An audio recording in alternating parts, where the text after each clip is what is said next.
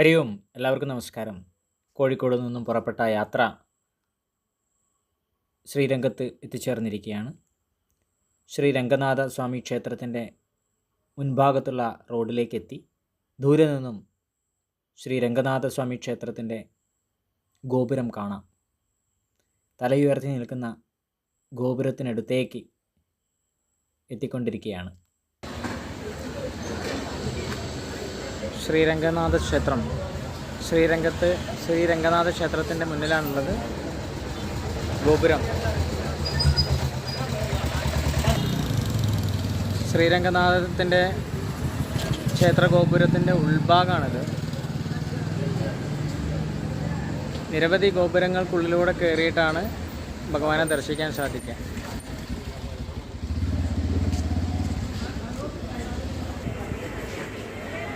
ക്ഷേത്രത്തിൻ്റെ ഉള്ളിലുള്ള ഗോപുരമാണിത് കാണുന്നത്.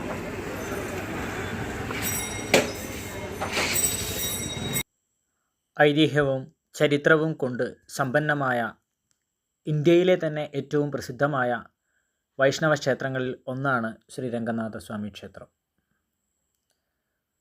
പുരാതന ഗ്രന്ഥചരിത്രത്തിനപ്പുറം ലിഖിതങ്ങൾ പോലുള്ള പുരാവസ്തുക്കൾ ശ്രീ രംഗനാഥ ക്ഷേത്രം ശ്രീരംഗത്ത് ശ്രീ രംഗനാഥ ക്ഷേത്രത്തിൻ്റെ മുൻഭാഗത്താണുള്ളത്.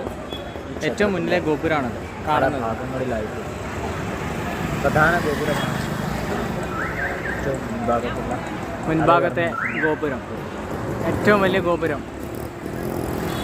81 ആരാധനാലയങ്ങൾ, 21 ഗോപുരങ്ങൾ, 39 പവലിയനുകൾ, സമുച്ചയത്തിൽ സംയോജിക്കപ്പെട്ടിരിക്കുന്ന നിരവധി വാട്ടർ ടാങ്കുകൾ എന്നിവയെല്ലാം അടങ്ങിയിട്ടുള്ള 63 ഹെക്ടർ, ഏകദേശം 185 ഏക്കർ വിസ്തൃതിയിലാണ് ഈ ക്ഷേത്രം. ശ്രീ രംഗനാഥ സ്വാമി ക്ഷേത്രത്തിൻ്റെ രാത്രികാല ദൃശ്യമാണ് കാണുന്നത്. ക്ഷേത്രത്തിൻ്റെ ഉൾഭാഗമാണിത്.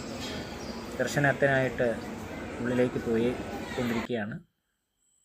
ഉള്ളിലെ വിശേഷങ്ങളെല്ലാം കാണാം. ഭഗവാൻ രംഗനാഥൻ മഹാവിഷ്ണുവിൻ്റെ ഒരു രൂപം തന്നെയാണ്. ഭഗവാന്റെ ഭാര്യ രംഗനായികി ലക്ഷ്മി ദേവിയാണത്. ഇവർ ചേർന്നിരിക്കുന്ന രംഗനാഥസ്വാമി ക്ഷേത്രം തമിഴ്നാട്ടിലെ തിരുച്ചിറപ്പള്ളിയിലെ ശ്രീരംഗത്തിലാണ് ഈ ക്ഷേത്രം സ്ഥിതി ചെയ്യുന്നത്. ദ്രാവിഡ വാസ്തുവിദ്യാ ശൈലിയിൽ നിർമ്മിച്ച ഈ ക്ഷേത്രം തമിഴ് കവി സന്യാസിമാരാൽ ആൾവാർ എന്ന് വിളിക്കപ്പെടുന്ന അവരാൽ മഹത്വവൽക്കരിക്കപ്പെട്ടിട്ടുണ്ട്. 108 ദിവ്യദേശങ്ങളിൽ ഏറ്റവും മുൻപന്തിയിലാണെന്ന ഒരു പ്രത്യേകത ഈ ക്ഷേത്രത്തിനുണ്ട്.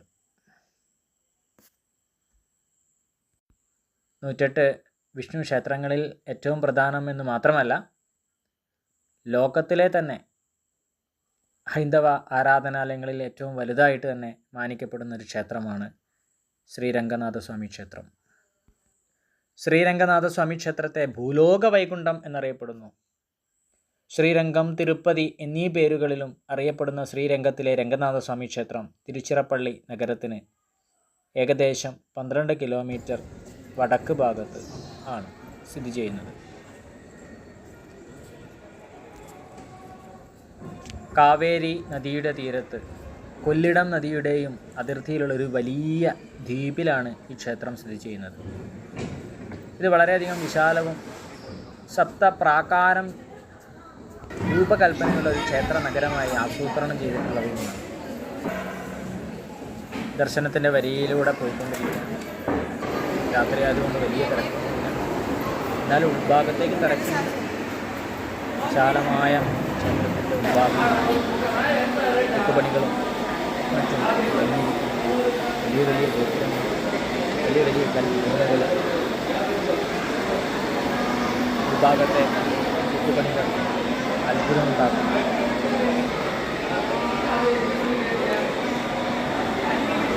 ഭഗവാന്റെ ശ്രീകോവിൽ ഇവിടെ നിന്നും കാണും. സ്വർണ്ണ ഗോപുരം വിഭാഗത്തേക്ക് ശ്രീ രംഗനാഥ സ്വാമിയുടെ അടുത്തേക്ക് ഭഗവാന്റെ ശ്രീകോവിലിൻ്റെ അടുത്ത് സ്വർണ്ണ ഗോപുരവും ഭാഗത്ത് സുന്ദരവും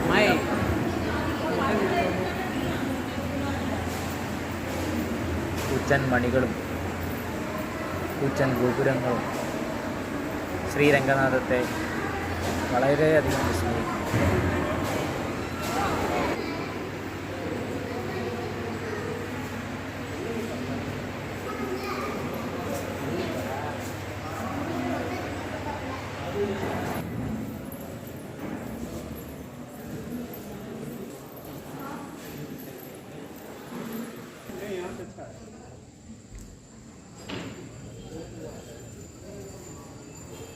ക്ഷേത്രത്തിൻ്റെ പുറംഭാഗത്ത് ഒരു വലിയ വെള്ള ഗോപുരം കാണാം.